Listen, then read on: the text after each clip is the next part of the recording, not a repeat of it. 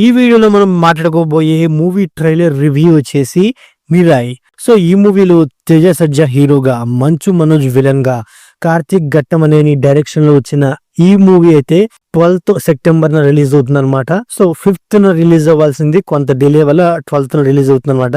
So ఈ మూవీకి సంబంధించి ట్రైలర్ అయితే రిలీజ్ చేశారు. సో ఈ ట్రైలర్ ఎలా ఉంది ఏంటని ఈ రివ్యూలో మనం మాట్లాడుకుందాం. సో ఓవరాల్ గా ట్రైలర్ లో మెయిన్ గా చెప్పుకోవాల్సి వచ్చింది బ్యాక్గ్రౌండ్ మ్యూజిక్ అండ్ అలాగే విఎఫ్ఎక్స్ వర్క్ అండ్ అలాగే మంచు మనోజ్ గారు క్యాటర్ అని చెప్పుకోవచ్చు అనమాట. ఎందుకు అన్నానంటే మెయిన్ గా సో బ్యాక్గ్రౌండ్ మ్యూజిక్ అయితే ట్రైలర్ స్టార్ట్ అయిన గా నుంచి ఎండింగ్ వరకు ఒక హై పిక్చర్ అని చెప్పుకోవచ్చు అన్నమాట. ట్రైలర్ కి అదే హైలైట్ అని చెప్పుకోవచ్చు అన్నమాట. ఇక విఎఫ్ఎక్స్ విషయానికి వస్తే ఈ మూవీ స్టోరీ వచ్చేసి అంటే కొంత శక్తులు అండ్ అలాగే మైథలాజికల్ స్టోరీని కూడా కలుపుకుంటూ వచ్చారు కాబట్టి సో కొన్ని సీన్స్ ని సిజిఏలో అండ్ అలాగే విఎఫ్ఎక్స్ పరంగా బాగున్నాయని చెప్పుకోవచ్చు అనమాట. అండ్ అలాగే ఈ మూవీలో మంచు మనోజ్ గారు విలన్గా చేస్తున్నారు అనమాట. ఎందుకంటే సో తేజ సజ్జాకి అపోనెంట్ గా మంచు మనోజ్ గారు ఉన్నారు అంటే సో విలన్ క్యారెక్టర్ ఎంత బలంగా ఉంటే హీరోకి అంత ఎలివేషన్ ఇవ్వచ్చు అని చెప్పుకోవచ్చు అనమాట. విలన్ క్యారెక్టర్ లో మంచు మనోజ్ గారు ఉదిగిపోయారని చెప్పుకోవచ్చు అనమాట. ఈ మూవీ ట్రైలర్ చూసిన తర్వాత మూవీ స్టోరీ నా పరంగా చెప్పొస్తే ఈ మూవీలో విలన్ అయిన మంచు మనోజ్ గారు సో తనేంటి ఆల్రెడీ తనకి పవర్స్ అయితే ఉంటాయి అనమాట.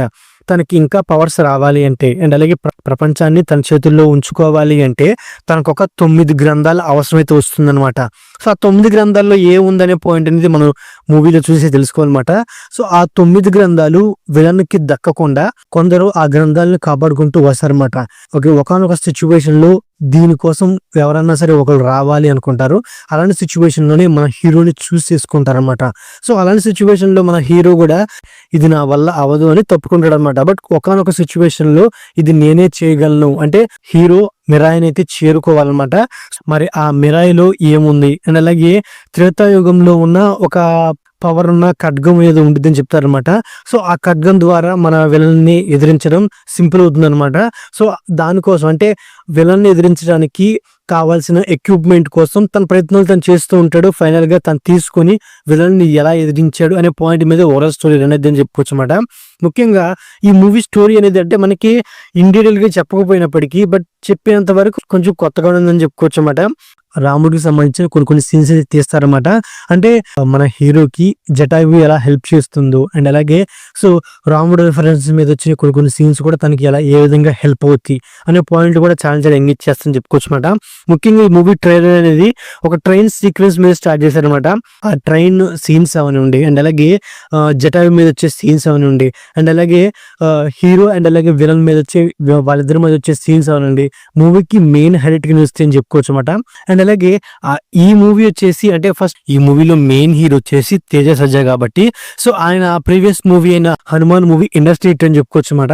సో ఆ మూవీ తర్వాత వస్తున్న ఈ మూవీ మీద అంచనాలు భారీగా ఉన్నాయని చెప్పుకోవచ్చు అనమాట. అంతేకాకుండా ఈ మూవీ అంటే ఈ మిరాయి మూవీని హనుమాన్ మూవీ కంటే ముందే ఓకే చేశారని ఒక టాక్ అయితే ఉందన్నమాట.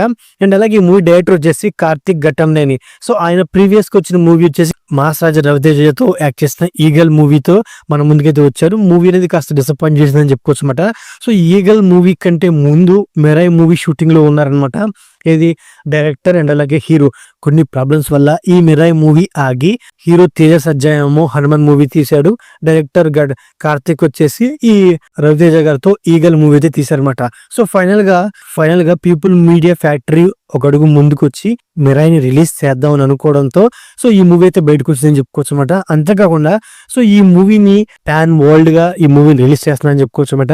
ముఖ్యంగా తమిళ్లో అండ్ అలాగే మలయాళంలో అండ్ అలాగే కన్నడలో ఇంకా చెప్పొస్తే హిందీలో సో ఒక టాప్ ప్రొడక్షన్సే ఈ మూవీని ఆ లాంగ్వేజ్ లో రిలీజ్ చేస్తున్నారని ఈ ట్రైలర్ లో కూడా అనౌన్స్మెంట్ చేశారని చెప్పుకోవచ్చు అనమాట. అయినప్పటికీ ఈ మూవీ మీద ఖచ్చితంగా హనుమాన్ మూవీ ఎఫెక్ట్ అయితే ఖచ్చితంగా పడిద్దని చెప్పుకోవచ్చు అనమాట. ఎందుకంటే కొంత మన పురాణాలను బేస్ చేసుకొని తీశారు. ఈ మిరాయి మూవీ కూడా కొంత మన పురాణాలనే బేస్ చేసుకొని తీశారు అనమాట.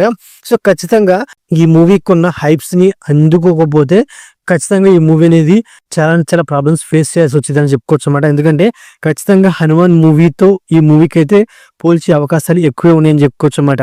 సో మరి ఈ మూవీ మనల్ని ఎంతవరకు ఎంగేజ్ చేయగలిగిద్ది అండ్ అలాగే హనుమాన్ మూవీతో 300 కోట్లు అయితే వచ్చిందన్నమాట. సో ఈ మిరాయి మూవీతో ఖచ్చితంగా 500 కోట్లు కొట్టాలని మూవీ టీం చాలా కాన్ఫిడెన్స్ అయితే ఉన్నారన్నమాట. మరి ఆ మార్క్ వీళ్ళు దాటగలుగుతారో లేదు అంటే మనం 12th సెప్టెంబర్ వరకు వెయిట్ చేయాలన్నమాట. సో ఇదండి Mirai movie trailer review. So నా రివ్యూ నచ్చినది వీడియోకి ఒక చిన్న చిన్న లైక్, అలాగే మన ఛానల్ని సబ్స్క్రైబ్ చేసుకోండి. Okay, thank you all.